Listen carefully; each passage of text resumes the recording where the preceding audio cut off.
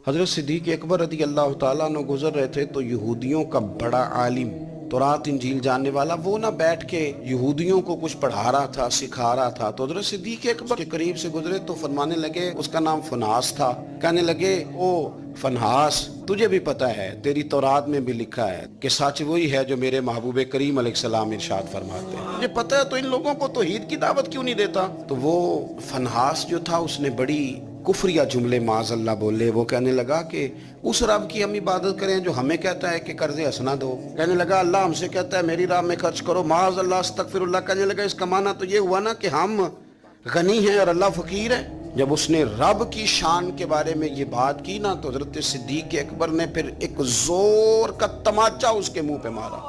वो हुजूर सैयद आलम सल्लल्लाहु अलैहि वसल्लम की बारगाह में आया, ने आके कहा जी अबू बकर ने थप्पड़ मारा है। तो नबी करीम सल्लल्लाहु अलैहि वसल्लम ने फरमाया बुलाइए अबू बकर सिद्दीक को।